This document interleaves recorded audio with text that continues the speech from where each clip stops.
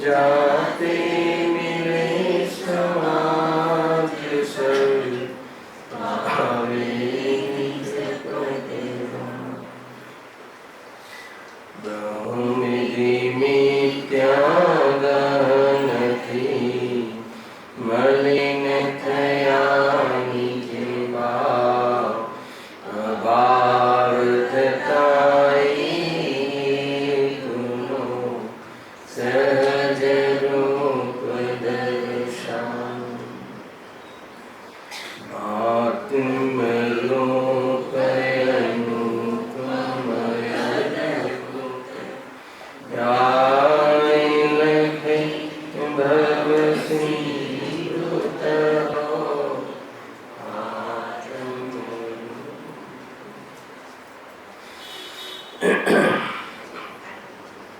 आज श्री मोक्ष मार्ग प्रकाशक ग्रंथ से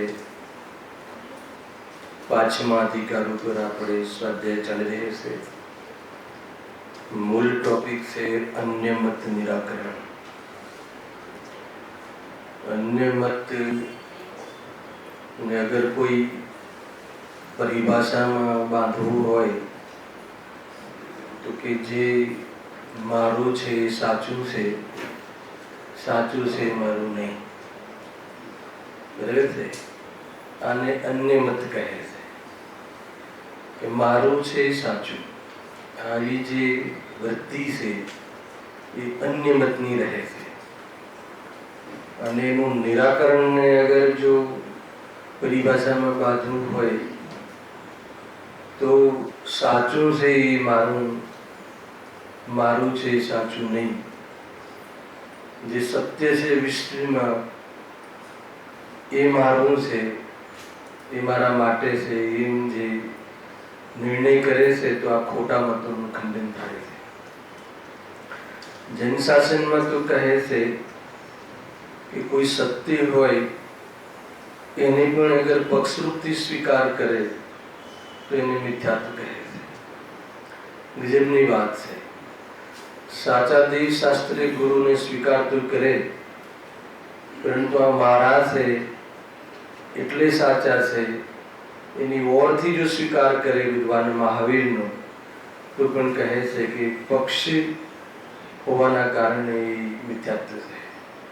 गजब से भाई एमने सत्यનું નિરૂપણ કર્યું છે, એમને જે માર્ગ બતાવ્યો છે એ સાચું છે એટલે મારા ભગવાન છે। અગર એમ નિર્ણય કરે તો સાચો નિર્ણય છે। પરંતુ આ સંપ્રદાયમાં, આ સમાજમાં, જે સમાજમાં હું જન્મ્યો છું, જે સમાજથી બિલોંગ કરું છું, એમના ભગવાન છે એટલે એ મારા છે એમ માનીને ભલે સાચા હોય પણ એમ માનીને સ્વીકાર કરે तो कहे से कि ये पण पक्ष से अर्थात तो ये पण मिथ्यात्व से। गजब से भाई मार्ग तो सत्य नो स्वीकार करो, सत्य ने समझूं, पोतानी बुद्धि समेत करवी मार्ग एनो से। હવે આ અન્યમત નિરાકરણ ના અંતર્ગત પેટા ટોપિક ચાલે છે યોગ મીમાંસા। પેજ નંબર છે 170 है। तो योग मीमांसा में जो योग शब्द पढ़्यो है, योग शब्द नो अर्थ थाय से जोड़ावो। योग सार है स्वरूप में जोड़ाण करावे, स्वरूप में जोड़ाण करे ये परिणाम योग से। अहिया योग नो ये अर्थ नहीं। अहिया योग नो अर्थ साधना तो है परंतु अन्य भगवंतो साथे जोड़ाण, भक्ति साथे जोड़ाऊं અને જ્ઞાન મીમાંસામાં અન્ય જે અદ્વૈત પરમ બ્રહ્મ છે, જે કોઈ પદાર્થ વસ્તુ છે એની સાથે જોડાવું એવું જેની માન્યતા છે અને એના જોડાવાથી મોક્ષ થાય છે એવું જેનું માનવું છે, એ જે અન્ય મત, એ જે અન્ય ફિલોસોફી છે એનું અહીંયા વર્ણન કરી અને એ વાત, એ જે માન્યતા છે એ વસ્તુ સ્વરૂપથી વિપરીત છે એની સિદ્ધિ પંડિતજી અહીંયા કરે છે। योग मीमांसाना બે ભેદ કર્યા હતા। એક તો ભક્તિ યોગ મીમાંસા અને જ્ઞાન યોગ મીમાંસા। ભક્તિ યોગ મીમાંસામાં પણ બે પ્રકારે વ્યક્તિના ભેદ કર્યા હતા, એક નિર્ગુણ વ્યક્તિ અને એક સગુણ વ્યક્તિ. તો નિર્ગુણ વ્યક્તિમાં તો કોઈ વાર આપણને ભ્રમ થઈ શકે કે આ વ્યક્તિ હશે, કેમ કે એમાં કોઈ પાપના પોષણની વાત નહોતી, એમાં મિથ્યાત્વના પોષણની વાત હતી. કેમ કે અભિપ્રાય જલ્દી પકડેમાં ન આવે, કેમ કે ત્યાં જે પણ ભક્તિમાં વિશેષણ વાપર્યા એ બધા આપણે ત્યાં પણ શુદ્ધાત્મા માટે વાપરીએ છીએ. આપણે ત્યાં પણ એનું વર્ણન શુદ્ધાત્માનું કરીને સ્તુતિ કરતા હોઈએ છીએ. અર્થાત શુદ્ધાત્માની જેને પ્રાપ્તિ કરી છે એવા મહાપુરુષોનું વર્ણન આપણે વિશેષણો દ્વારા કરતા હોઈએ છીએ. પરંતુ એમને ત્યાં જે વિશેષણોનો ઉપયોગ કર્યો છે એ અભિપ્રાય ખોટો છે, એનો ઉદ્દેશ ખોટો છે. એટલે એ ભક્તિ પણ વાસ્તવમાં કોઈ એનાથી મુક્તિ મળે એમ નથી, એવી ચર્ચા આપણે આગળ કરી ચૂક્યા છીએ. પરંતુ જે સગુણ ભક્તિમાં જે ચર્ચા કરી છે એ તો કોઈ વ્યક્તિ ધર્મક્ષેત્રમાં ન આવ્યો હોય ક્યારે પણ સામાન્ય બુદ્ધિ ધરાવતો હોય એ પણ એકવાર નક્કી કરી શકે છે કે આ તો જ્યાં સગુણ ભક્તિ નામ ન આપી શકાય, તો દુર્ગુણ ભક્તિ છે. કે દુર્ગુણોની દોષોની ભક્તિ કરવી એનું વર્ણન કરવું અને પછી માનવું કે અમે ભગવાનની ભક્તિ કરીએ છીએ અને વળી પાછું એનાથી એમ માનવું કે એના કારણે એમને મુક્તિ મળી જશે, તો કે આ કેટલો મોટો અપરાધ છે, ભૂલ છે. તો મારે કહેવું હતું કે આ એવો ટોપિક ચાલી રહ્યો છે અત્યારે કે કોઈ સામાન્ય બુદ્ધિવાળો જીવ નિર્ણય કરી શકે કે આ બધા ગપ્પા છે, આ બધું અંધશ્રદ્ધા છે, એ બધી ભૂલો છે. છતાં અધિકાંશ દુનિયાના અધિકાંશ લોકો વાસના કામાસક્ત હોવાના કારણે, એમને ગમતા વિષય હોવાના કારણે ભક્તિના નામે અગર એ વાત એને ઠરાવવામાં આવે તો પણ સ્વીકાર કરી લે છે. મેં બહુ વિચાર કર્યો છે કે આવું કેમ, કે લોકના અધિકાંશ જીવો આમાં કેમ ફસાતા હોય છે. તો એક મનોવિજ્ઞાનનો અભ્યાસ કરીએ, માનસિક અભ્યાસ કરીએ જીવની, તો આ જે પ્રવૃત્તિ ભગવાનના જોવા માગે છે અથવા જેને લઈને ભગવાનની ભક્તિ કરે છે એ પ્રવૃત્તિઓને ગમે છે, પોતે કામ આસક્ત છે, પોતે આસક્તિ વાળો જીવ છે અને કોઈ આસક્તિની મહિમા કરવાનું કહે તો એને બોરું કેવી રીતે લાગે. આ મનોવિજ્ઞાનના કારણે લોકો એને પાછળ જોવા મળતા હોય છે. જેમ કે આ સગુણ ભક્તિમાં ગઈકાલે જે પહેલા બે પેરેગ્રાફ થઈ ગયા એમાં કામ અને ક્રોધાદિજન્ય બીજો બાકી છે. હજુ કામ અને ક્રોધાદિજન્ય કાર્યોના વર્ણન વડે જે સ્તુતિ કરવાનું નામ આપ્યું કે સગુણ ભક્તિ પરિભાષા કરી, તો એમાં જે કામ માટે જે શણગારની વાત કરી, તો ત્યાં જે આપણી માનસિકતા, આપણને એમ લાગે, ઘણા લોકો કહે છે કે આપણે તો પોતાના શણગાર માટે, સજાવટ માટે, ઘરની સજાવટ માટે, પોતાની સજાવટ માટે, શણગાર માટે આપણે કેટલા ખર્ચા કરીએ છીએ, કેટલું આપણે એમાં દાયિત્વ આપીએ છીએ, તો બધી ભગવાનનો શણગાર કેમ એમ લાગે છે. એમ કહીને ભગવાનનો શણગાર ચાલુ થઈ ગયો અને શ્વેતાંબર પક્ષ ઉભો થઈ ગયો. અને અન્ય જગ્યાએ તો બહુ આમ એવી જાતિની ચેષ્ટાઓ ને એવી જાતિના શણગાર ને મેકઅપ ને આ ને તે, અને એના જે અનુયાયી જે હોય છે એ પણ એ રીતે જ હરે રામા હરે કૃષ્ણ વાળા જો બધું જ અદ્યતન, બધું ભોગ વિલાસના બધા કાર્યો, અને પાછા એ ધર્મના નામે ભોગ વિલાસના કાર્યો સંસારી જીવોને હોય એ નવાઈ નથી, પણ ધર્મના નામે કરે, મુક્તિ મળે. ભગવંતોને આવી પ્રવૃત્તિ જે નિંદનીય પ્રવૃત્તિ છે એવી પ્રવૃત્તિ સાથે વ્યક્તિને ભગવાન માને એ વાત તો તદ્દન જૂઠી છે. બુદ્ધિથી પણ ખબર પડે કે આ કેવી રીતે આ મોટા મોટા સમુદાયો ચાલતા હશે, સંપ્રદાયો ચાલતા હશે. અરબો કરોડો રૂપિયા, આપણે ત્યાં તો કાંઈ નથી ભાઈ, એવા રૂપિયાના ખર્ચા, એટલી મેદની, એટલી પબ્લિક, એટલા શ્રોતાઓ, એને પછી બોલો એ પકડાઈ જાય, સરકાર પકડે તો પણ લોકો માનવા તૈયાર નહીં, તો બી જાન આપી દે છે કે નહીં. ભાઈ કોણ છે ને કોઈ આશા બિલ, એકવાર એનો સિક્કો ચાલતો હતો, એની બધી ઘેર પ્રવૃત્તિ પકડાઈ ગઈ, તો બી હજુ એવો સમુદાય બાકી છે કે એ માનવા તૈયાર નથી. કેમ કે પછી એ ખ્યાલ આવે છે ને, એના આ બધી વસ્તુ ખબર પડે છે કે આ બધું ચાલે છે. જો હવે જે નિર્ગુણ ભક્તિ સગુણ ભક્તિમાં કામની ઓરથી જે વર્ણન કરીને ભગવાનની સ્તુતિ ભક્તિ કરે છે એ ચર્ચા સમાપ્ત થઈ અને એમાં પંડિતજીએ એને ખંડન પણ કર્યું કે કેવી રીતે કે જે કાર્યો નિંદનીય છે, સમાજમાં પણ નિંદનીય છે અને લોકમાં પણ જે સરકાર પણ જેને સજા ઠરાવે છે એ ભગવાનને એવા કાર્યોને લઈને તો એને ભગવાન માને અને એવા પ્રસંગોને યાદ કરીને એની પૂજા કરે તો કેવી રીતે છે બોલો. આપણે ત્યાં બી વર્ણન આવ્યું ને, હમણાં આખું વર્ણન કર્યું જબરજસ્ત લક્ષ્મણનું, વિશલ્યાનું, આ રીતે એને પણ કોઈ ધર્મને માનીને નહીં. અરે ધાર્મિક જીવોને પણ પૂર્વના ઉદયથી આવી દશાઓ આવે છે તો પણ એવા પાપના ઉદયમાં પણ જીવ ભયને પ્રાપ્ત થતા નથી. સમ્યક દ્રષ્ટિ એ બતાવ્યું. અહીંયા તો એ પાપોને, એવી બધી પ્રવૃત્તિઓને ત્યાં મુખ્ય કરીને એનું વર્ણન કરે છે કે એને રામ ભગવાને આમ કરીને તેમ કર્યું. જો જે વિશલ્યાનું જે કેરેક્ટર બતાવ્યું, પૂર્વમાં કોઈ ચક્રવર્તીની દીકરી હતી, જંગલમાં અજગર એને ગળી ગયો, થોડુંક ભાગ માથું બહાર હતું અને ચક્રવર્તી ગોતતો ત્યાં આવ્યો, કહ્યું ને આજે આખું તો કે અજગરને ચીરી કાઢો, એમ તેને બહાર કાઢ્યું. તો દીકરી કહે છે કે નહીં, મેં તો આહાર પાણીનો ત્યાગ કર્યો છે, એને મારા બચવા માટે હું કોઈ જીવને હત્યા કરવાનું પ્રેરણા ન આપું. મને મરણ માન્ય છે પરંતુ કોઈને મારીને બચવું મને માન્ય નથી. ખ્યાલ આવે કે નહીં? અને ત્યાં પછી ગુરુદેવશ્રી કહે તો પણ એ ભાવ ધર્મનો ભાવ નથી. ગજબ છે એને. અત્યારે તો પૂજાઈ જાય, આવો કોઈ વ્યક્તિ હોય એને તો અત્યારે તો એની પૂજાને મંદિરો બની જાય, પૂતળા બની જાય. બરોબર. જે પંચેન્દ્રિયના વિષયોની એડવર્ટાઇઝ કરે છે એવા લોકોના મીંડના પૂતળા બનવા લાગ્યા. તો આવું કોઈ જેની પ્રવૃત્તિ હોય તો એના પૂતળા બને કે નહીં બને? પબ્લિક તો ગાંડી છે, લોકોને તો બસ કઈ એને જોઈએ હાથમાં વિષય એને. એટલે ગુરુદેવ ક્યારેય સભા જોઈને પ્રવચન નહીં કરતા, આત્મા જોઈને પ્રવચન કરતા એને. એવું કોઈ દિવસ વિચારી નથી કે શું કરે છે, એવો બિચારા ભોળા છે ગુરુદેવ શીખાય એને. એ રીતે છે. કેટલી કરુણા છલકે જ્ઞાનીઓને હૃદયમાં. કરોડોનું દાન કરે અને કહે મેં ધર્મ કર્યું. એ શેઠ એને આમ કહે દૂર છે, કોણ આપે ને કોણ લે.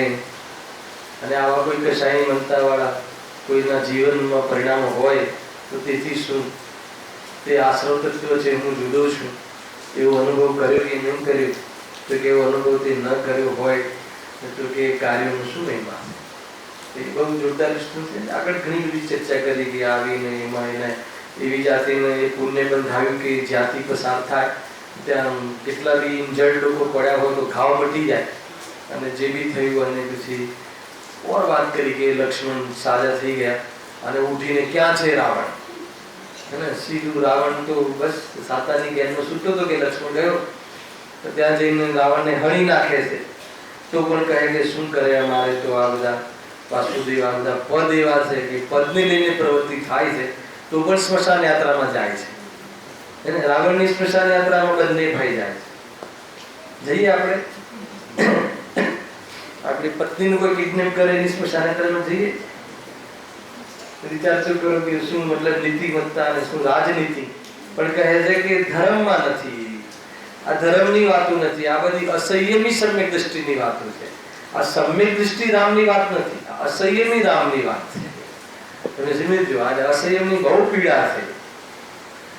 અને સમ્યક દ્રષ્ટિના બલથી આ પરિણામોને પોતાને સ્વયંને એને ક્ષમા કરી અને સર્વ જીવોને ક્ષમા માગીને આ માર્ગમાં આગળ વધીને તદભવ મોક્ષગામી રામ એ ભવમાં સિદ્ધ અવસ્થાને પ્રાપ્ત થાય છે. સિદ્ધ અવસ્થાને પ્રાપ્ત થાય છે એને મુખ્ય કરી.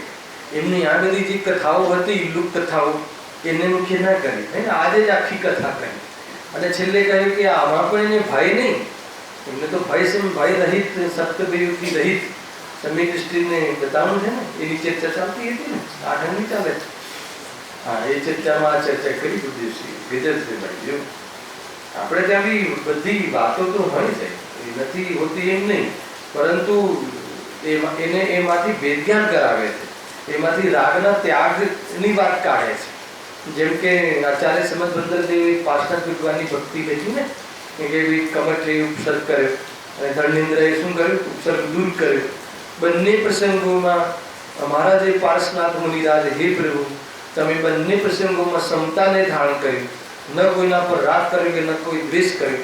ભલે પબ્લિક આજે કમર ઉપર દ્વેષ કરે અને ધર્મેન્દ્રને પૂજી નાખે, પરંતુ એ બે કામ તમે ન કર્યા.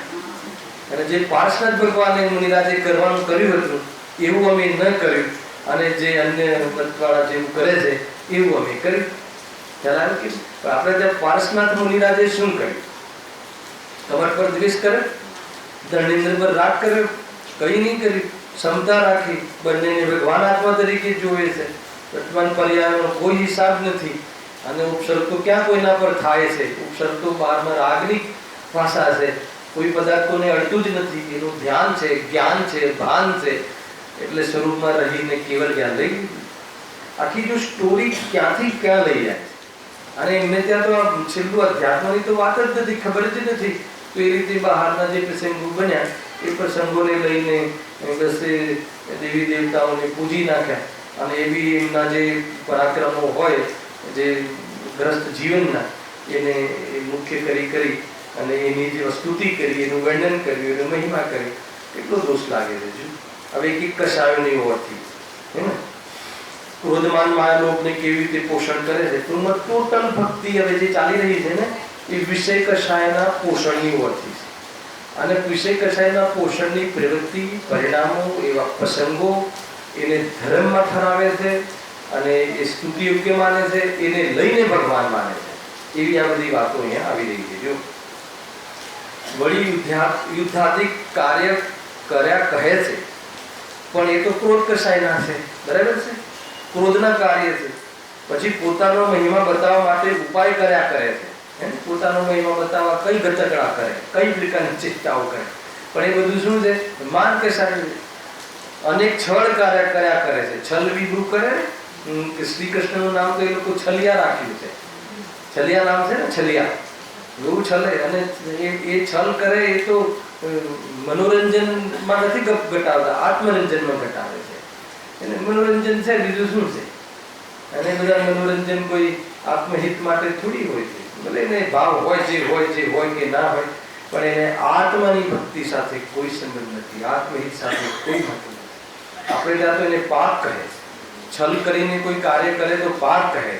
અને છલ કરવાથી કોઈ કાર્યની સિદ્ધિ થતી નથી, પરંતુ છલ કરવાથી આકુલતા થાય છે ને કર્મનો બંધ જરૂર થાય છે. એને કોઈની જોડે છલ કરીએ તો કાર્યની સિદ્ધિ થાય કે નહીં થાય? કોઈને છેતરીને કોઈ કાર્યની સિદ્ધિ થાય? છેતરવામાં છેતરવું તો થાય, સ્વયંને. પરને છેતરવું તો થતું જ નથી. એને પરને છેતરવાનો તો અહીંયા સ્વીકાર જ નથી જૈન શાસનમાં. તું છેતરી શકે નહીં. ભલે સામેવાળો જીવ થોડી બુદ્ધિમાં ઓછો હોય, કંઈ બી હોય, પણ એને બહારમાં મળવું ના મળવું એના ઉદયને આધીન છે. આખી દુનિયાની જોડે છલ કરે તો પણ કુટુંબના બધા જે હોશિયાર લોકો કોઈ થોડો સાદા ભોળો વ્યક્તિઓની જોડે છલ કરે તો છલ કરવાનો ભાવ કરી શકે છે, પણ એને છેતરી શકતું નથી. અને સ્વરૂપમાં એવું છે જ નહીં. વિચાર તો કરો, કેટલી બધી જોરદાર વાતો છે આપણે ત્યાં. આપણને લોજિકલી બી સાચું લાગે, અને ત્યાં તો કોઈ લોજિક જ નથી.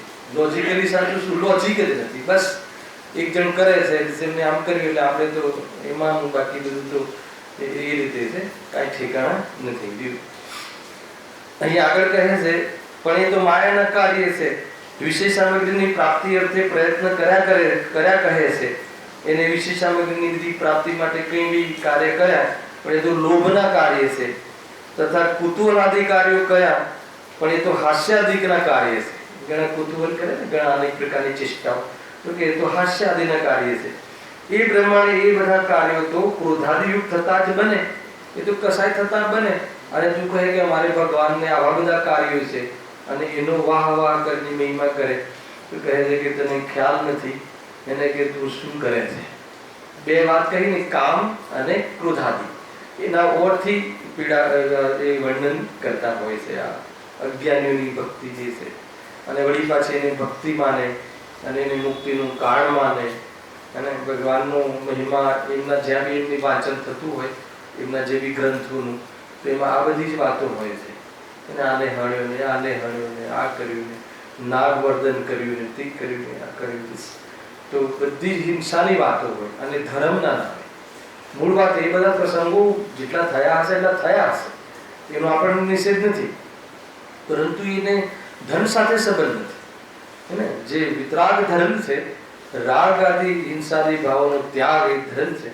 ભોગ વિલાસ વિષય કષાયના ત્યાગનું નામ ધર્મ છે. અને અહીંયા તો કહે છે કે વિષય કષાયને ધર્મ કહે છે, એને ગુણ કહે છે. ખ્યાલ એને સગુણ વ્યક્તિ કહે છે કે જે બધા દુર્ગુણ. બહુ આગળ બહુ જબરજસ્ત વાત આપી છે. જો એ પ્રમાણે કામ ક્રોધાદિથી ઉત્પન્ન થયેલા કાર્યોને પ્રગટ કરી કહે છે. એને પ્રગટ કરીને એટલે નિરૂપણ કરીને, એનો વિચાર કરીને, એને સ્તવીને, એનું વર્ણન કરીને, પ્રગટ કરીને એટલે એને યાદ કરીને. આપણે પણ વિતરાગી ભગવાનની સ્તુતિ કરીએ છીએ. કઈ રીતે? એમની વિતરાગતાને યાદ કરીને, એમના 10 ભાવ આગળની ચર્ચા કરીએ પ્રથમાન યોગથી. પરંતુ એમાં એમ કરીએ કે એવા ભાવોમાંથી કેવી રીતે ભેદ જ્ઞાન કર્યું અને કેવી રીતે આ વૈરાગ્ય આવ્યું ને મુનિદશા ધારણ કરી. આપણે ત્યાં આખા પ્રસંગો બતાવવામાં આવે છે કે આ પ્રસંગથી વૈરાગ્ય આવ્યું, ખ્યાલ, અને વૈરાગ્ય આવીને પછી એમને વિતરાગતાનો પુરુષાર્થ કર્યો, રાગનો ત્યાગ કર્યો. કેટલી જોરદાર વાતો આવે છે. જો કેટલા ઠાઠ હોય છે તીર્થંકરવાદીને જીવનમાં. તો એ ઠાઠને કોઈ એ તો પુણ્યની સામગ્રી છે, ધર્મની સામગ્રી નથી, ભૂખ સામગ્રી છે, યોગની સામગ્રી નથી. તો એનો ત્યાગ બતાવવામાં આવે છે. ઠાઠ નથી બતાવતા એમને, ઘણું બધું બતાવે છે. ભરત ચક્રવર્તી 96,000 રાણીઓની વચ્ચે, તો એમાં કઈ નિજરાનું કાળ કહે છે. અને એ સમયે દ્રષ્ટિ સમ્યક છે એટલે અનંતાનુબંધી ને મિથ્યાત્વ સંબંધી બંધ થતો નથી. એની નિજરા તો ચાલુ જ રહે છે. જે સત્તામાં પડી હોય એ બદલાઈને, બરાબર છે. પરંતુ જે ભોગ કરે છે એ તો બંધનું કારણ છે. અને આપણે ત્યાં તો એ બધા જે ઠાઠ કહ્યા એને પ્રવચન સારમાં તો એને કયું તત્વ કહ્યું, બીજ કયું, દુઃખનું બીજ કહ્યું. આખી ગાથા લીધી હતી અહીંયા, હે ને, આ એમને હા છે ને. તો કહે છે કે એ બધી જે એમને ઠાઠ હોય છે એ બધું તો શું છે, દુઃખના બીજ છે. એ બચી નથી શકતા. એ બી એમાં ઝુકાવે છે જળની જેમ.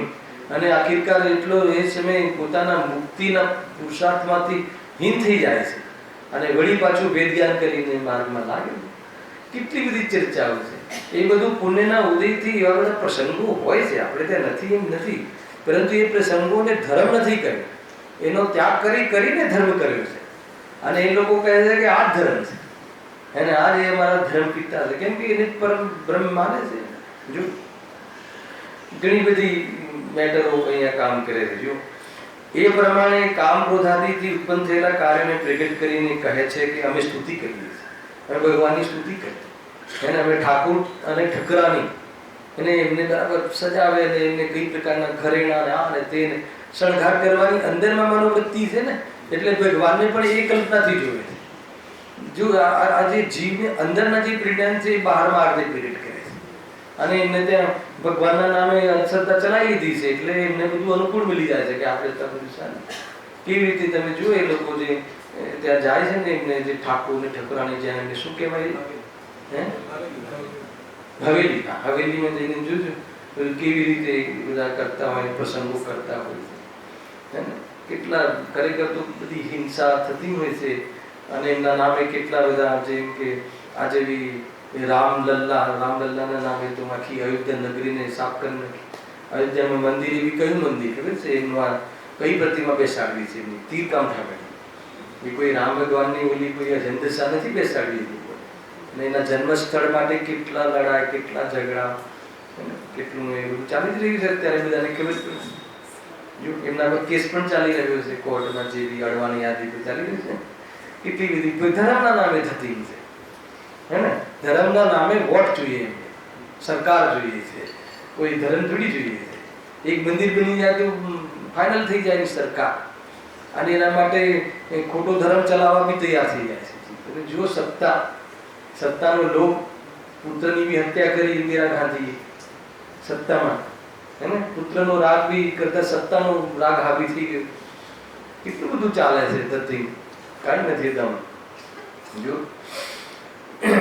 દરેક જગ્યાએ રાજકારણમાં બધા બાવાઓ ક્યાંથી ઘૂસી ગયા. દરેક લોકો પોતપોતાના એક અલગ અલગ પોતાના સાધુ હોય છે. દરેકને હશે એની એવી શ્રદ્ધા હોય કે એને નમીને જાય, એનું કરીને જાય. બહુ વખત જંતર ચાલે છે.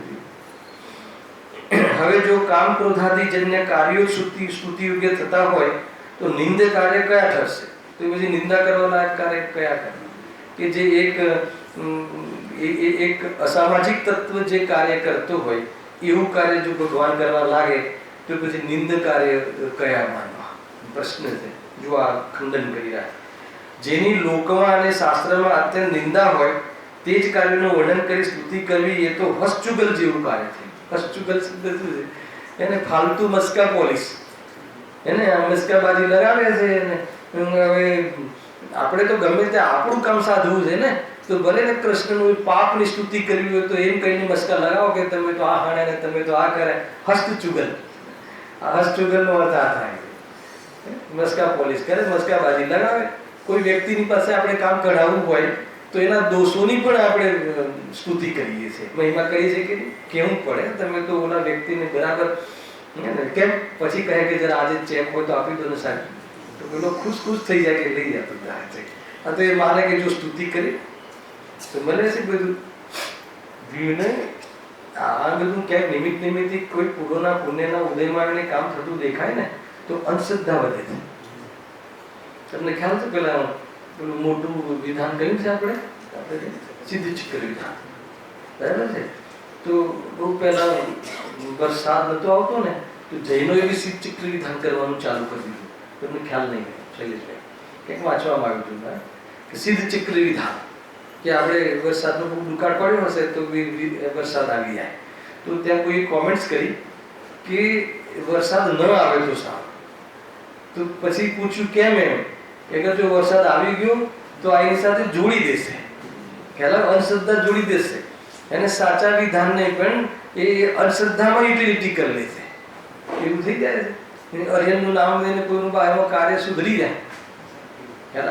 કાલે કહ્યું હતું ને શ્રી યુધિષ્ઠિરને જે સામાયિકથી પૂછે છે દ્રૌપદી કે તમે દેવને માનો છો, ભગવાનને માનો છો? એમ તો પછી આ આપણી સાથે આ બધી જે પ્રોબ્લેમો આવ્યા છે આ ઉદય કહે છે કે વિતરાગી દેવોની પૂજા વિતરાગતા માટે થાય છે, રાગના પોષણ માટે.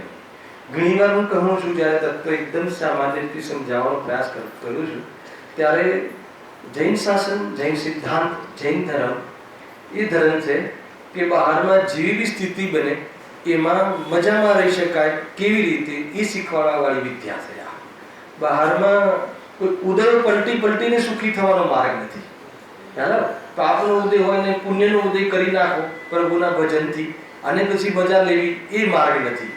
ઉદય ગમે તેવો હોય તો પણ તત્વના બળ ઉપર, આત્મદર્શનના બળ ઉપર બહુ સુખી રહી શકાય છે અને સુખ વધારી શકાય છે. એ વિદ્યા છે આ જૈન શાસનની તત્વ વિદ્યા. એ છે કોઈ બહારમાં કોઈ ઉદયો પલટાઈ જાય પ્રભુને પગે લાગીએ એટલે એ માર્ગ નથી. ઉદયોને ચેલેન્જ ન કરવી તો જેવા પરિણામ કર્યા હતા એ પરિણામના અનુસાર બહારમાં ઉદય આવવાના છે. હવે તું પરિણામમાં પવિત્રતા લાવી દે, શુદ્ધતા લાવી દે, વેદ જ્ઞાનથી ભરી દે એ તારા વર્તમાન જ્ઞાનને, તો કહે છે કે પછી જો કોઈ બી પરિસ્થિતિમાં મજામાં રહી શકે. ઘણી બધી બાબતો છે ભાઈ. તમને એમ લાગતું હશે કે આ અધિકાર તો કોઈ સામાન્ય હતો, હવે વાંચ્યા પછી એમ લાગે કે ઘણી બધી બાબતો છે. જો હવે બહુ જોરદાર તર્ક આપે પંડિતજી.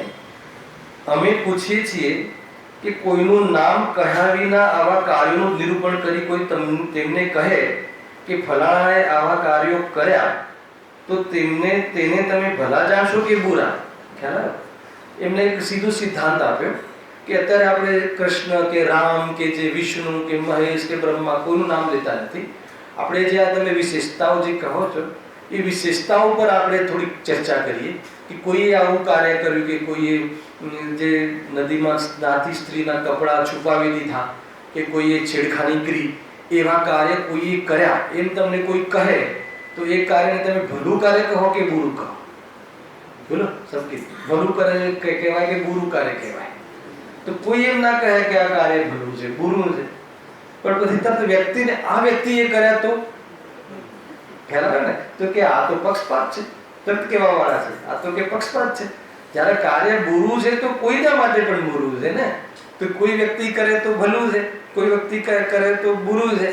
તો કે આ તો પાર્શાલિટી કરે છે, તો કે પક્ષપાત કરે છે, તો કે આ વાત ખોટી છે, એમ સિદ્ધ કરે છે. જોઈએ કોઈનું નામ કહ્યા વિના આવા કાર્યનું નિરૂપણ કરી કોઈ તેમને કહે કે ફલાણાએ આવા કાર્યો કર્યા તો તેમને તમે ભલા જાણશો કે બુરો? જો ભલો જાણશો તો પાપી ભલા થયા, પણ બુરો કોણ થયો? અને જો ભલા જાણશો તો એ પાપી બુરો થઈ ગયો, ભલો થઈ ગયો, તો પછી બુરું કોણ થયું? તથા બુરો જાણશો અને તમે બુરું કહેશો તો એવા કાર્ય કોઈ પણ કરો, એ કાર્ય કોઈ પણ કરે તો એ વ્યક્તિ કેવો કહેવાય? ખોટો કહેવાય, બુરો કહેવાય, પાપી કહેવાય. તો પછી તમે ભગવાનને તમે આ કાર્ય કહો છો અને સ્તુતિ યોગ્ય માનો છો તો એ તો પાપી થયા. અને પાપ કરવા છતાં પણ ભગવાન કેવી રીતે હોઈ શકે? એને પાપમાં અને પુણ્યમાં સુબુદ્ધિ છૂટે તો સન્નિધિ થાય, ખ્યાલ આવે? અને પાપનો અભાવ થાય તો મુનિ દશા આવે, અને પુણ્ય પરિણામનો અભાવ થાય ત્યારે ભગવાન બને. આખી સ્ટોરી કેવી રીતે આખી સ્થિતિ બને છે, ખ્યાલ આવે કે નહીં?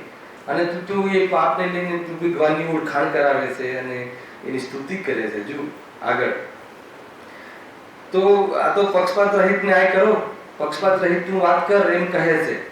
જો પક્ષપાતપૂર્વક કહેશો, સાંભળજો બહુ જોરદાર વાત છે, પક્ષપાતપૂર્વક કહેશો કે ઠાકોરજીનું એવું વર્ણન કરવું એ પણ સ્તુતિ છે, પક્ષપાતપૂર્વક કહેશો કે નહીં એ તો સ્તુતિ જ છે, તો ઠાકોરજી એવા કાર્ય શા અર્થે કર્યા? ઠાકોરજીને બધું કરવાની શું જરૂર હતું? હે ને? એ તો એવા પરિણામ આવ્યા તો વાસના છે, કરવાની શું જરૂર હતી? એવા નિંદ કાર્ય કરવામાં શું સિદ્ધિ થઈ? એવા ખોટા કાર્ય કરવામાં શું સિદ્ધિ થઈ? કોઈ મહિલાઓની છેડખાની કરવી એ કોઈ સારી વાત છે? એ તો એનાથી શું સિદ્ધિ થઈ? કેટલી બધી ચેષ્ટાઓ બતાવે છે. અત્યારે તો બાલકૃષ્ણની તો બધી સિરિયલો આવી રહી છે અને કઈ ચેષ્ટાઓ બતાવે ને કઈ લોકોને ગમે પણ છે, કેમ કે લોકોને એવું ગમે છે એટલે એવું ગમે છે, પોતાને એવું ગમે છે, એને પોતાને ચાન્સ મળે તો બધા જ કાર્યો કરે. એને ખાલી ફિલ્ડ મળવું જોઈએ, ચાન્સ મળવો જોઈએ, કશાયો તો ભરી જાય અંદરમાં તો બધું કરે, કઈ બાકી ના રાખે. એટલે પછી જ્યારે જેને ભગવાન જ એવા માની લે એને તો સારું ને, જેને એવું માનતો હોય અને એવા ભગવાન મળી જાય, બીજું શું જોઈએ? એને લાયસન્સ મળી જાય. ખ્યાલ આવે તમને? ભગવાનના નામે કરવાનું એટલે વાત જ થતી ગઈ. ધર્મના નામે હિંસા કરે તો એને રોકીને બતાવો, હિંસાને રોકીને બતાવો, ઓર હિંસા થશે. ધનેશભાઈ જોઈ લેજો, એ ચાલે જ છે આજે. ગમે એટલો યોગી થાકી જશે, હેલા તત્વ અભ્યાસ વગર હિંસાનો ભાવ ન નીકળે, હેલા તો બહુ મોટી વસ્તુ. હવે સરવાળી પાછા વોટ તો લેવા જ પડશે, એટલે વળી પાછું ગોળ ગોળ કરીને બી એ બધું અનુમોદના કરશે જ કરશે. પાપ છે, નકરું પાપ છે. રાજેશ્વરી શું નરકેશ્વરી? મને લાગે છે કે પંચમકાની મુખ્યતાથી વાત છે, હેલા. કેમ કે અહીંયા જો તમે રાજા બનો કે કોઈ કોર્પોરેટર બનો, કેટલા ઉંદર મારવા પડે, કરોડો લાખો જીવને હણવા પડે ગટરોમાં, તો કેવી રીતે સંભવ છે? આત્મહિત કરવાનું ક્યાં જોડાય એ જીવ? ખાલી એક આટલા પદ માટે, અને એમાં લાભ તો શું મળવાનો છે? એ પોતાના બાળ બચ્ચાઓ સગાવાળાને વહેલા એડમિશન મળે, એટલા માટે આટલી હિંસા, આટલા પાપ, આટલા ખોટા કાર્યો જીવ ક્યાં છે? વિચારતો કર. હે હા, ઘણી બધી બાબતો આવવાની છે. એવા નિંદક કાર્ય કરવામાં શું સિદ્ધિ થઈ? તમે કહેશો કે, હવે જો એટલી ખતરનાક વાત આવે છે, તમે કહેશો કે પ્રવૃત્તિ ચલાવવા માટે કર્યા. હવે સ્ત્રીની છેડખાની, પરસ્ત્રી સેવન આદિ પ્રવૃત્તિ ચલાવવાનો શું મતલબ? અને એ ચલાવવા માટે ભગવાનની શું જરૂર છે? એ તો ચાલે જ છે. એવા ખોટા કાર્યો ચલાવવા માટે કોઈ ગાઈડન્સની જરૂર છે, માર્ગદર્શનની જરૂર છે. કોઈને પાપ શીખવાડવા પડે છે. ધર્મ તો શીખવાડવું પડે, પણ કોઈને પાપ શીખવાડવા પડે છે જ નહીં. એ તો ગળથુથીમાંથી લઈને જ આવે છે, અનાદિથી પાપ કરો. કોઈને આજ સુધી ભૂખ પરિણામ શીખવાડવા નથી પડતા, બધું ઓટોમેટિક ચાલતું જ જાય છે. અને નવા નવા પોતપોતાની રીતે બધા દાવ કરીને ખોટા કામ કરે છે. ભોજન આદિના અનેક પ્રકારે ભોજન કરે છે ને. કેન્ડલ લાઇટમાં જમે, આ લાઇટમાં જમે, તે લાઇટ અંધારું કરીને જમે, અંધારું કરીને પછી કેન્ડલ સળગાવે. શું છે? હા, એ તો કાલે બહુ ચર્ચા કરી. એને કઈ બુદ્ધિ એની જાણે ભીરવી મૂકી દીધી હોય, થોડું પણ વિચાર કરતો નથી કે હું શું કરું. ખ્યાલ બોલો, આખું જીવન આવું હોય ને પછી આત્માની વાત સભામાં આવી જાય અને પાપથી કમાયેલા પૈસા હોય તો 2-5 કરોડ આપી દે, અને વળી પાછું જીવન જરા બી સુધર્યું ના હોય. દ્રષ્ટિની તો બહુ પછી વાત. દ્રષ્ટિ પહેલા એક જીવોએ પરત સુધારવી બહુ જરૂરી છે કે જેથી દ્રષ્ટિ સમ્યક થાય. બરાબર? ના ના, એ તો સિંહને થઈ ગયું હતું ને, ભગવાનમાં આવીને જીવને મોઢામાં માંસ હતું કરે તો શું કહે? લોકો એને કેટલો મિસયુઝ કરે ઉદાહરણને. સત્સંગતા પૂછી કે નહીં પૂછી, ઉપરથી બે મુનિ આવે ત્યારે સિંહ ફાડી સિંહ માંસ હરણને ફાડી ખાતું હતું, મોઢામાં માંસનું ટુકડું હતું. બોલો સમ્યક થયું કે ના થયું? શું કહેવા માંગે? એવું સમ્યક તું સિંહ બનીને લેજે, હાલ નહીં થાય. હેલા સાતમી નરકમાં તો કે એવું સમ્યક તું સાતમી નરકમાં થઈને લેજે ત્યાં, વગર સભામાં ને વગર સ્વાધ્યાય ને વગર પૂજા પાઠ આદિ. હેલા અરે ભાઈ, ત્યાં એ પ્રકારનો વ્યવહાર નથી. અને જ્યાં એ પ્રકારનો વ્યવહાર હોય ત્યાં ધાર્મિક જીવ આત્માથી જીવ અને સમ્યક દ્રષ્ટિ જીવ ચૂકે નહીં. અને એ પર્યાયમાં એ જાતિનો વ્યવહાર જ નથી. ત્યાં કોઈ શિબિરો લાગતી નથી નરકોમાં. તો એવી રીતે વગર શિબિરે થાય છે તો પછી વગર શિબિરે સાતમી નરકમાં થશે. માન્ય છે.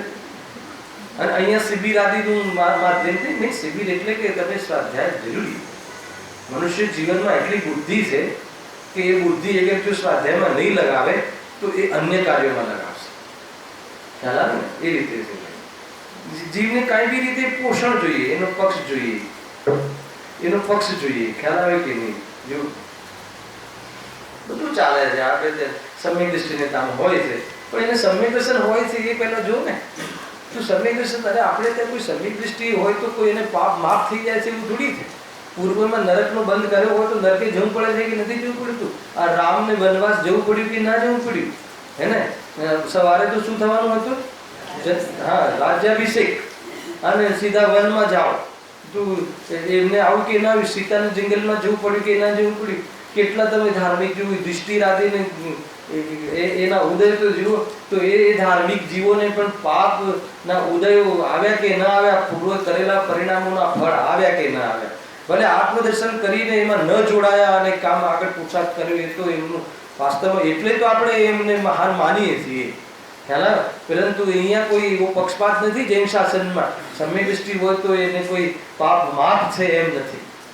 ખ્યાલ? એનો એને જે પાપ પરિણામ હોય તો એટલો એ મોક્ષથી દૂર જાય જ છે, મોક્ષથી વંચિત એટલો કાળ રહે જ છે. એને એનું કાર્ય ત્યાં સધાતું નથી. એ વાત સમજવી જોઈએ. તો જે સાજી સમજે છે કે ભાઈ અવદૈક ભાવ જે છે ને, અવદૈક ભાવ કોઈ આપણા આદર્શ નથી. કોઈ જ્ઞાનીઓના નાના પ્રકારના જીવો હોય છે, અને કોઈ સમ્યક દ્રષ્ટિ જીવ ગુરુદેવ જેવું બહારમાં પવિત્ર જીવન હોય, કોઈ સમ્યક દ્રષ્ટિ જીવ ભરત જેવું બહારમાં છખંડ જીતવાનું એવું બધું જીવન હોય.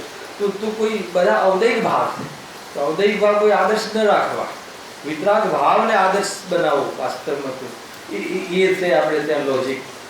હે ને? નહીં તો કોઈ સમ્યક દ્રષ્ટિ જીવ બહારમાં દુકાને જતો હશે ને કોઈ સમ્યક દ્રષ્ટિ જીવ ના પણ જતો હોય તો એમાં શું મહત્વ છે? તો એને આપણે તો ગુણસ્થાન અહીંયા શનિવારમાં ચાલી ગયા છે, એટલે હવે આનો વિસ્તાર કરવાની અપેક્ષા નથી. જો આગળ વાંચીએ છીએ. એવા નિંદે કાર્ય કરવામાં શું સિદ્ધિ થઈ? તમે કહેશો કે પ્રવૃત્તિ ચલાવવા માટે કર્યા. તો પ્રવૃત્તિ આ પ્રવૃત્તિ ચલાવવા માટે છે કે આ પ્રવૃત્તિ મટાડવા માટે નહીં? આ પ્રવૃત્તિ તો મટાડવાનો ઉદ્દેશ હોય કે ચલાવવાનો ઉદ્દેશ હોય?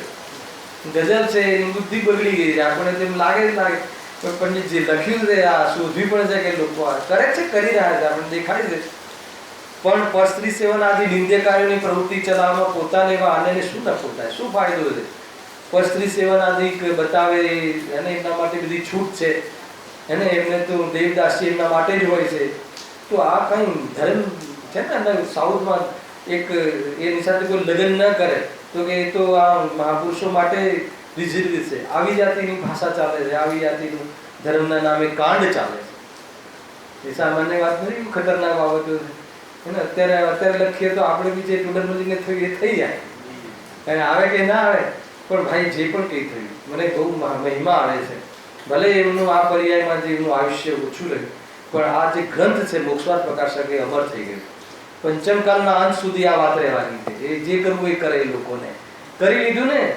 જે પંડિત ટુડરમલજીનું જે આયુષ્ય સમાપ્ત થઈ ગયું તો થઈ ગયું, પણ એમના જે વિચારસરણી હતી સત્ય, એ તો આજે બી વાંચીએ છીએ આપણે.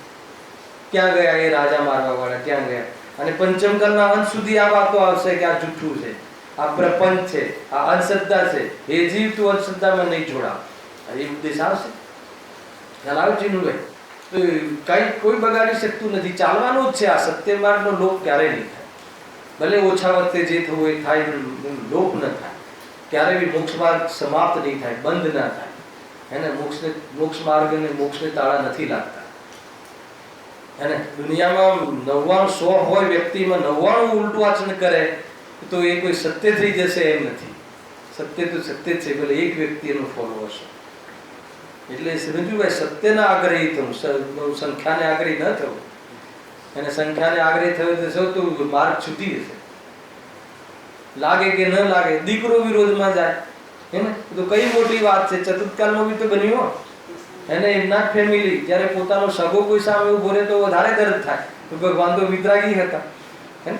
કોઈ બીજો વિરોધ કરે તો આપણે આજે બી ચલાવી લઈએ, પણ સગો છોકરો, સગો બાપ આપણો વિરોધ કરે તો આપણને કેવું ફીલ થાય?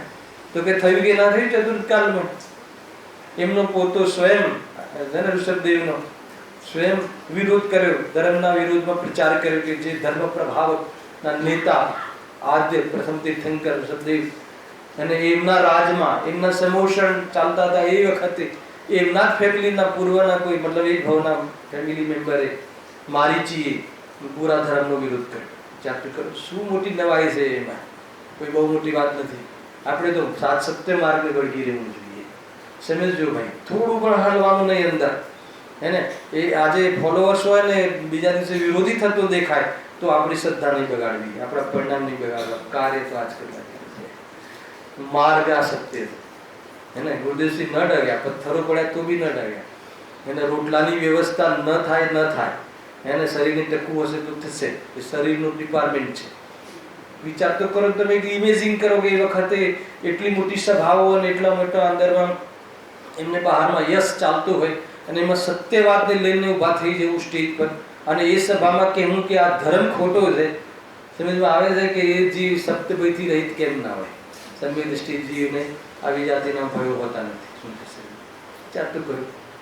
કોઈ સામાન્ય વાત નથી. આપણે થોડા ડગી જઈએ છીએ, થોડું કેમ આવે તો તરત દોરા ધાગા અને તરત કોઈને દેવીને બોલાવવા લાગીએ છીએ. શું કરે છે? ખ્યાલ આવે કે નહીં? આજ લૂંટી લે, લૂંટવું હોય તો શરીર તું હાલ લઈ લે, હે ને. કેમ કે મને ખબર છે કે કોઈ લૂંટી શકતું નથી અને જાય એ મારું નથી.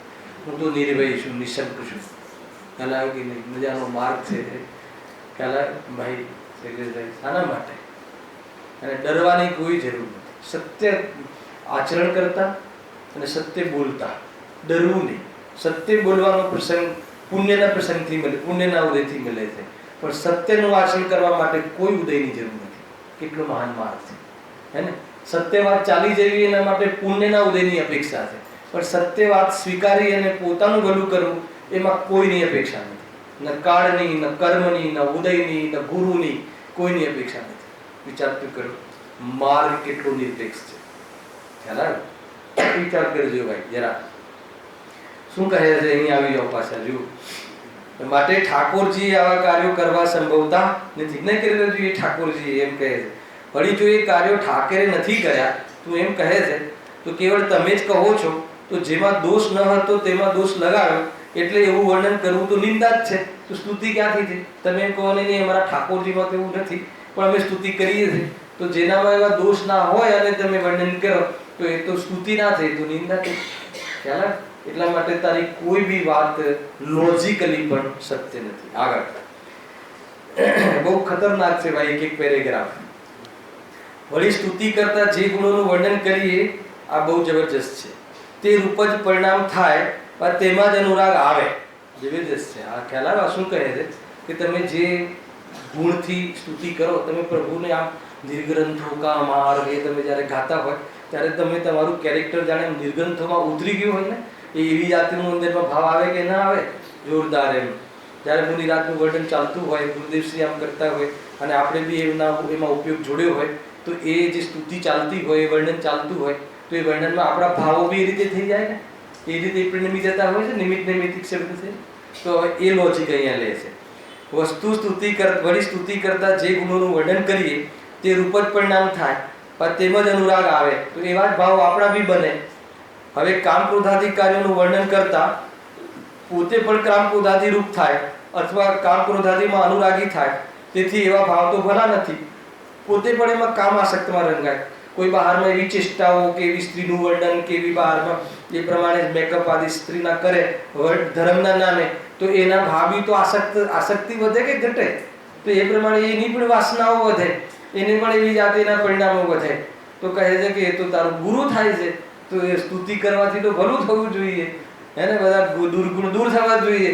પણ કેવી રીતે સંભવ છે? જો તમે કહેશો કે ભક્ત એવા ભાવ કરતો નથી, જો ભક્ત એવા ભાવ કરતો નથી તો પરિણામ થાય વિના ભક્તિ કેવી રીતે કરે? એવા અંદરમાં પરિણામ આવ્યા વગર ભક્તિ થવી અસંભવ છે. અને અનુરાગ થયા વિના વર્ણન કેવી રીતે કરે? હે ને, વર્ણન કરવામાં જે હોશે હોશે ખુશ પ્રસન્ન ચિત્તનું વર્ણન કરે છે, જે આ બધા બહારમાં જે બધા એમના શું કહેવાય, કૃત્યો કહેવાય ને, કારનામા, અને એને તું ભક્તિનું નામ આપીને કરે છે, તો તું પણ એમાં રંગાય કે ના રંગાય? તારા પરિણામો પણ એવા જરીક થાય કે ના થાય? તો તું તારું અહિત કરે છે. ભક્તિ કેવી રીતે કરી? જો એ ભાવો જ રૂડા હોય તો બ્રહ્મચર્ય અને સમાધિને ભલા શા માટે કરો છો? પાછા એ લોકો ક્ષમા અને બ્રહ્મચર્યની તો વાતો કરતા જ કરતા હોય, એમાં બી બહુ મોટી વાતો છે, આગળ ખુલશે. એટલે અહીંયા ખુલતું નથી. બ્રહ્મચર્યની સલાહ આપે અને પોતાનું જીવન તો બધું અસહ્ય રૂપ હોય છે. કારણ કે તેમને તો એકબીજાથી પ્રતિપક્ષ પણ છે, તો કેવી રીતે સંભવ છે? અહીંયા એમ કહી જો ઓર વાત કરે છે. વળી સગુણ ભક્તિ કરવા માટે હવે એમને મંદિરો ખોલ્યા એની ચર્ચા કરે છે. રામકૃષ્ણ આદિકની મૂર્તિ પણ શૃંગારાદિક વડે વક્રત્વ આદિ સહિત. આ શું છે વક્રત્વ આદિ? હે ને, વક્ર હોય છે ને, એમના જે શ્રી કૃષ્ણની જે પ્રતિમા જે છે ને, એ વક્ર બનાવે છે. વિભંગ શું કહે છે એને? હે ને, વિભંગ દેવ કહે છે. વિભંગ દેવ એક કીડથી વાંકી હોય, એક પગથી વાંકી હોય, અલગ અલગ ચિષ્ટાવાળી પર ત્રિભંગી દેવ કહે છે. ત્રિભંગી દેવ નામ સાંભળ્યું હોય તો. છલિયા કહે, ત્રિભંગી દેવ કહે. એમના નામ બી બધા દોષોની ઓરથી પડેલા છે. આ રીતે શૃંગારાદિક વડે વક્રત્વાદિ સહિત અને સ્ત્રી આદિ સંગ સહિત બનાવે છે. હે ને, અને આપણે તો બધી ભક્તિ જુદી છે, સ્વીકાર જ નથી આપણને. અરે પરસ્ત્રી તો છોડો, સ્વસ્ત્રી પણ નહીં અને વસ્ત્ર પણ નહીં શરીર ઉપર, એવી નિર્વિકાર દશા એ વાસ્તવમાં પૂજ્ય છે. નિર્ગ્રંથ દશા આપણે તે કેવી જોરદાર વાત આવે છે. જો હાથ નહીં હથિયાર લીએ છે ને, એ શું છે? એના પહેલા લીટી છે ને, હા, એના પહેલા એક લીટી છે, રાગ આદિ માટે કઈ લીટી છે, કઈક છે, હવે દિમાગમાં નથી આવતું. હાથ નહીં હથિયાર લીએ એના પહેલા એક લીટી છે. રાગ આદિ છે, રાગ આદિ રહિત જે વિદ્વાન છે ને, હાથમાં હથિયાર નથી. मेरे भगवान की मूर्त ऐसी है, चाह मुझे है दर्शन की. एक आखी વ્યક્તિ છે, વાંચો તમે સાંભળો. અહીંયા શું કહે છે કે વક્રત્વ આદિ સહિત અને સ્ત્રી આદિ સંગ સહિત બનાવે. એના મંદિરોની ચર્ચા કરી, એમની પ્રતિમાઓ. તેને જોતા જ કામ ક્રોધાદિક ભાવ પ્રગટ થઈ આવે. એમને જોતા તો બધા કામ ભાવના પ્રગટ થાય. અને ઓર હવે ખતરનાક વાત લખી છે કે મહાદેવને માત્ર લિંગનો જ આકાર બનાવે છે. જુઓ કેટલી વિડંબના છે. જેનું નામ લેતા પણ લાજ આવે, અને જગત પણ જેને ઢાંકી રાખે છે. અને એમને લિંગની સ્થાપના કરે છે. નીચે યોની બનાવે છે, પાર્વતી યોની. ખતરનાક વાત છે, સભામાં કહેતા શરમ આવે. અને ઉપર લિંગ. અને ત્યાં વૈષ્ણવદેવી માત્ર એ લોકો પાછા એમ કે અહીંયા તો શું થયું છે, ચમત્કાર થાય છે. ત્યાં પેલી બરફના પાણીના ટીપા પડે ને, તો કાંઈ બતાવે છે. પેલો આપણને આજ લોકો બહુ વિરોધ કર્યો છે ત્યાં ખાનિયાદાનામાં. અને જે ગોવર્ધન ક્યાં છે, ગોપાચલ ગ્વાલિયર, ત્યાં આપણી જે પ્રતિમાઓ છે ને ભાઈ, બહુ મોટી મોટી વિશાળકાય પ્રતિમાઓ છે. તો એમાં જે નગ્ન લિંગ હોય ને, એને ખંડિત કરી નાખે છે આ લોકો. કે કેમ તમે એમ કે નંગે નહીં ઘૂમ શકતે, એ નહીં કરી શકતી, અને પોતે તો લિંગની પૂજા કરે છે. આપણે ત્યાં તો એ નિર્વિકારની વાસ્તવમાં દશા છે, કે અંગવિકાર બી નહીં. બાળકવત, જેમ બાળક નગ્ન આવે છે માતાના પેટથી, એ જેમ એ વખત એની વાસના સંજ્ઞા બહુ વિકૃત નથી હોતી, અર્થાત બહુ ખુલેલી નથી હોતી. તો જેમ બાળકે જે કહ્યું ને, જે યથાજાત રૂપ જન્મેલું બાળક જેમ વિકાર નથી દેખાતા, એમ મુનિરાજોને પરિણામોમાં બી વિકાર નહીં અને અંગ વિકાર બી નહીં, એવી નિર્ગ્રંથ દશા. હે ને, આપણો બહુ વિરોધ થઈ રહ્યો છે હમણાં. લોકોને વિકાર થાય છે, આમ થાય છે, નગ્નતા લઈને તમે ફરી ના શકો. અને આપણા લોકોને બી હા બરાબર લાગે છે ગજબ છે. અરે એ મુનિનો વિરોધ એમ ન થાય, હે ને. મુનિ બની અને જે ભ્રષ્ટ જીવન જીવે એનો તો વિરોધ થાય, પણ મુનિ દશાનો વિરોધ કરવામાં આવી એમાં બી તમારે સાયન્સિકા ન કરવા જોઈએ. બહુ ચાલે છે ભાઈ બધી મેટરો પ્રફુલભાઈ, જો હે હા જો કેટલી વિટમણા. પંડિતજી કહે છે કેવી વિટમણા. તું જે લાજ આવે જેને ઢાંકવાની વાત છે એ લિંગને તું બનાવે. મહાદેવનું લિંગ બીજા રંગો નતા, એમના ચરણ નતા, ચરણ બનાવતા ને. તું કહે છે કે એની જગ્યાએ તું શું બનાવે છે અને શું કલ્પના કરે છે. એ લોકોને ખબર બી ન અડધાને તો કે આ લિંગ છે, અને બાકાયદા યોની બનાવી છે ને લિંગ બનાવ્યું છે ને એ રીતની ચિષ્ટા બતાવી છે અને એની પૂજા કરે છે ધર્મ માનીને. આપણે ત્યાં લિંગ એટલે કયું લિંગ? ભાવલિંગ, દ્રવ્યલિંગ, પૂરી દીર્ઘગ્રંથ દશા, 28 ગુણનું પાલન, ત્રણ ચોકડી કે સાહેબ ભાવની વિતરાગતા, ભાવલિંગ. લિંગ એટલે વેશ, આ પૂરો વેશ મળી રાજોનો. પૂરી આપણે ત્યાં આખી શાસ્ત્રો ભર્યા છે કે શું હોય છે લિંગ. ખ્યાલ અહીંયા કહે છે કે મહાદેવને માત્ર લિંગનો જ આકાર બનાવે છે. જુઓ કેટલી વિટામિનના, કેવું કહે છે કેટલી વિટામિનના, કેટલી મતલબ હિંમત કરી છે પંડિતજી. અને મને લાગે છે કે આ બધું વાંચ્યું હશે એટલે આ લોકોએ હે ને એમને જે એમની સાથે થયું એ આ જ બધા હશે બ્લેમ છે. તો બી 9 અધિકાર સુધી તો પહોંચ્યા, ત્યાં સુધી નહીં આવ્યું હોય હાથમાં, અથવા સમજવા નહીં આવ્યું હોય, અથવા એવો પ્રોપર રાજા ભડકે એવો રાજા નહીં આવ્યો હોય, જે બી ગજબ છે ભાઈ. આ બહુ સાહસિક વાત છે. તેના જ આકારનું તેવું પૂજિત કરાવે છે. શું તેને અન્ય અંગ નહોતા? બીજા અંગ નહોતા એમને? ચરણ આદિ નહોતા? ફેસ નહોતો? પરંતુ ઘણી વિટમણા તો એમ જ કરતા પ્રગટ થાય છે. એમ આપણને બહુ દુઃખ થાય. એમ કહે છે પંડિતજી કે અને તું નગ્નતાનો જે નગ્ન સ્વરૂપ જે છે મુનિરાજુનું, એનો તું વિરોધ કરે છે અને તું કોઈ એક લિંગનો તું પૂજા કરે છે, તો કે મારા સમજમાં નથી આવતું. આ બધી એમની આ કઈ ભક્તિ છે? સગુણ ભક્તિ. આને ગુણ માને છે. બહુ બધી વાત છે. જો આ 2 પેરેગ્રાફનો સાર સમજી લઈએ. વળી સગુણ ભક્તિ માટે નાના પ્રકારની વિશેષ સામગ્રી તેઓ એકઠી કરે છે. બરાબર છે. ત્યાં નામ તો ઠાકોરજીનું દે અને તેને પોતે જ ભોગવે. ભોજન આદિ બનાવી ઠાકોરજીને ભોગ લગાવ્યો એમ કહી પછી તેમાં પ્રસાદની કલ્પના કરી પોતે જ ભક્ષણ કરી જાય. અને કામ આસક્ત છે ને તો ઠાકોરજીનો ભોગ આપવાનો. એ લોકો આ બધા જે ત્યાં પંડિતો બ્રાહ્મણો હોય ને એ એમને ચાંદી થઈ જાય છે. એમની તેજી છે. આ લોકોની જે અંધશ્રદ્ધા છે તો એ લોકો છલે છે આ રીતે કે ભાઈ તું આ ભોગ ધરાવ, મોટા મોટા લાડવાઓના અને તે ખીર ને બધું ધરાવે ને પછી એ લોકો ભોગવે ને ત્યાંના સાધુ સંતો. હેલા અને આ લોકો એમ કરે, એમ સમજીને આવે કે મેં ધર્મ કર્યો, સાધુ સંતોને ભોગ ચડાવ્યો, ભોગ સામગ્રી ચડાવી તો આપણને આખી જિંદગી આ ભોગ સામગ્રી મળ્યા રાખશે. કાંઈ ઠેકાણું નથી પ્રભુભાઈ આમાં. જો કે અમે પૂછીએ છીએ કે પહેલા ઠાકોરજીને સુધાતુસાથી પીડા હશે, જો ઠરાવે છે કે પહેલા તો પીડા હશે તો જ તે ચડાવ્યું ને. જો પીડા ન હોય તો આવી કલ્પના કેમ સંભવે? તથા ક્ષુધાથી વડે પીડિત થતું તો વ્યાકુળ પણ હોય. માટે તારો જે ભગવાન છે કેવો થયો? દુઃખી. તો તે અન્યના દુઃખને કેવી રીતે દૂર કરે? જે સ્વયં દુઃખ પીડાથી ક્ષુધાથી બીજાને શું ઉપદેશ આપે? એને આગળ ભગવાને ક્ષુધાથી દોસ્તી રહી, હરિયન દશા ઢાળ દોસ્તી રહી, અને એ કહે છે કે ભોજનથી તારું જીવન નથી. એને તું જીવત શક્તિથી જીવે છે, ભોજનના રાગથી તું દુઃખી છે. રાગ છોડ, સ્વરૂપમાં લીન થા. ભોજનનો રાગ મટશે, ભોજનની પ્રવૃત્તિ મટશે. આપણે ત્યાં એ માર્ગ છે. અને અહીંયા કહે છે કે ભોગ તું ચઢાવ, હે ને. તો કેમ કે આપણા જે ઠાકુર ઠકરાણીને ભોગ ચડાવ, એને ક્ષુધા તૃષાની પીડા છે, એની પીડા તું દૂર કરે તો તારી, તું ભગવાનની પીડા દૂર કરે તો ભગવાન તારી પીડા દૂર કરે. કેવી મૂર્ખતા છે, કેવી બનાવટ છે. ખ્યાલ આવે કે નહીં? ભગવાનની પીડા દૂર કરવાની વાત છે પહેલા, અને બધી ભગતની પીડા દૂર થાય. કેવો માર્ગ છે જો. પેલી ભોજન આદિ સામગ્રી પોતે તો તેના માટે મંગાવે તથા તેને અર્પણ કરી તે કરી પછી પ્રસાદ તો એ ઠાકોરજી આપે ત્યારે જ થાય, પણ પોતાનો કર્યો તો ન જ થાય. હે ને. જે તું પહેલા તો તે ઠાકોર માટે મંગાવ્યું, પછી એ તમને આપે ને ભોગ. તો તું જ લઈ લેશે એમ અહીંયા કહે છે. જેમ કોઈ રાજાને કોઈ ભેટ કરે પછી રાજા બક્ષિસ કરે તો તે ગ્રહણ કરવી યોગ્ય છે, પણ જો રાજાને ભેટ કરે ને રાજા તો કંઈ કહે નહીં, માત્ર રાજાએ મને બક્ષિસ કરી એમ પોતે જ કહી તેને અંગીકાર કરે, હે ને. બોલો કયો ચોર? પેલો પેલો ખેતરમાં કહે છે ને, હા, એ દલાતર વાળી જેવી વાત થઈ ગઈ. આ તો એ તો માત્ર ખેલ જ થયો.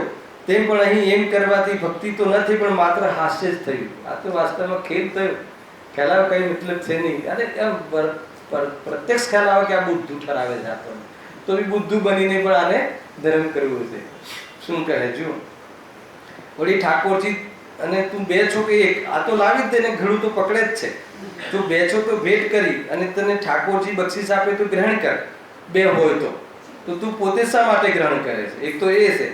પછી કહે કે ઠાકોરજી તો મૂર્તિ છે, તેથી એવી હું જ કલ્પના કરું છું. તો ઠાકોરજી કરવાનું કાર્ય તે કર્યું, તો એનું કાર્ય તે કર્યું, તો બી જુઠ્ઠું થયું. તેથી તું જ ઠાકોરજી થયો. તથા જો એક છો, આમ તો એક છો, એમ પહેલા તો સર્વવ્યાપી એક છો, તો પછી ભેટ કરવી, પ્રસાદ કરવો, એ બધું જૂઠું થયું. ત્યાં વળી વાત જ કે આવી કે જ્યારે તું એનો અંશ છે, તો એનો અંશ દુઃખી હોય, એનો અંશ દરકોમાં ફરતો હોય, તો તું ક્યાંથી વાત આવી?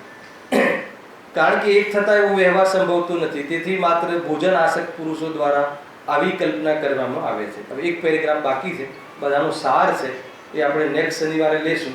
એના પછી જે જ્ઞાનયોગ મીમાંસા છે, એમાં બહુ છેતરાઈ જવા એવી ચીજો છે, એની ચર્ચા આપણે નેક્સ્ટ શનિવારે કરીશું.